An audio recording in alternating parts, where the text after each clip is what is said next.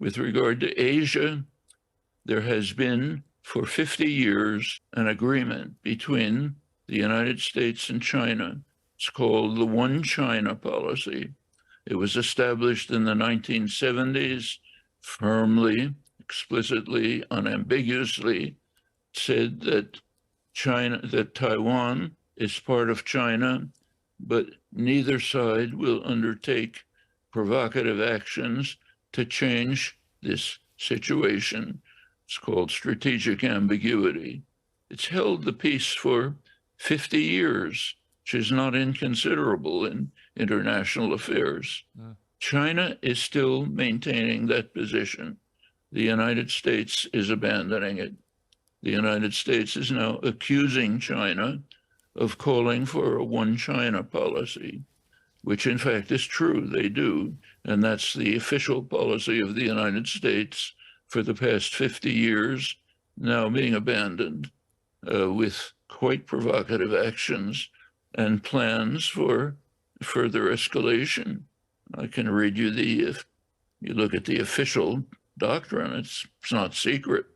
The official doctrine is to encircle China with a ring of sentinel states, U.S. allies, South Korea, Japan, Australia, Guam, arm them with advanced precision weapons aimed at China, provided, of course, by the United States. The United States now escalating that by sending B-52s, that's nuclear-capable B-52s with cruise missiles, to permanent stationing for the first time in Guam, U.S. military outpost, Northern Australia, flying time to China.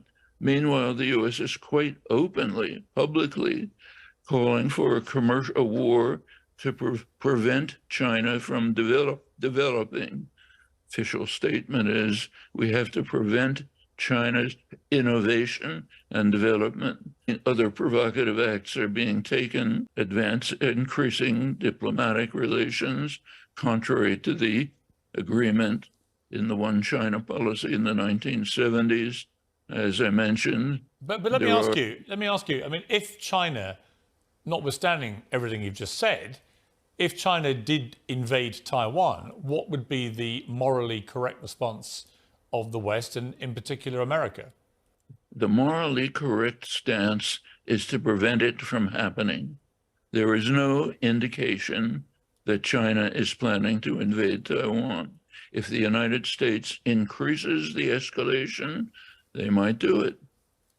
In that case, the bars are down. You can't say, if you move on to war with China, we're basically all finished. But there's really no point considering a remote contingency when there are actual events taking place, like the U.S. escalation of the confrontation with China. China's not saintly by any means, nothing like it. But if you look at the facts, it's U.S. escalation. The U.S. is now trying to enlist Europe in its confrontation with China by expanding NATO. U.S. has expanded NATO to the Indo-Pacific region, turning it into an international military system under U.S. control. All of this is going on. We can, if we like, talk about the possible contingency of China invading Taiwan, for which there is no indication, though it could happen if we continue the provocation. Remember, the provocation is serious. It's both in the military dimension and in the commercial dimension. Quite openly, what I've been referring to is public policy, very open, and it is increasing the threat. You put nuclear-capable B-52s in flying distance to China with nuclear-tipped cruise missiles, that's provocation. Well, I mean, they would argue, of course, that it's defensive, that these are protective measures. They're not provocative measures. They would argue that China's march to economic imperialism and their massive expansion of their military represents an existential threat if they misuse those powers. That's what they would argue. And therefore, what they're doing is protecting themselves and other countries from nefarious behavior by China. I would suggest distinguishing between Western propaganda and the facts. So let's take China's military buildup. This is reported regularly by SIPRI, Swedish Peace Research Institute. You can pick it up on the internet.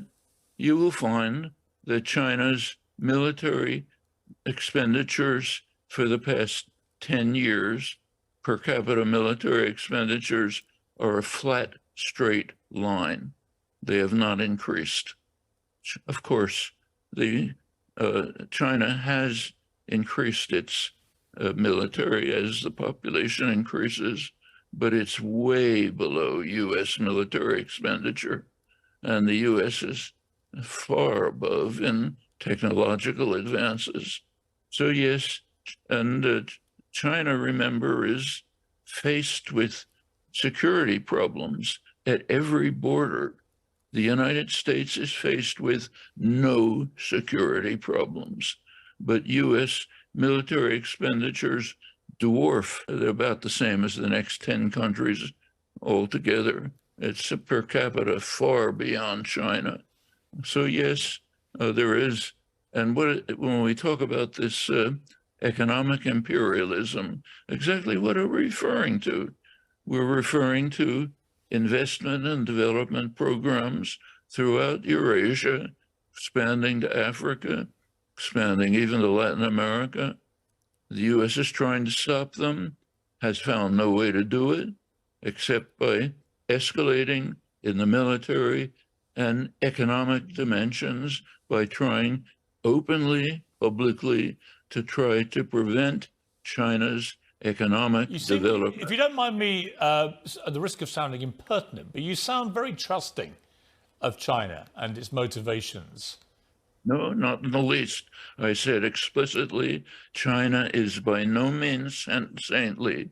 Plenty of criticisms you can make of China, but I would like to describe the world situation as it is, not as it's presented by U.S. British propaganda. Okay, let's move to another issue. I think we have more common ground.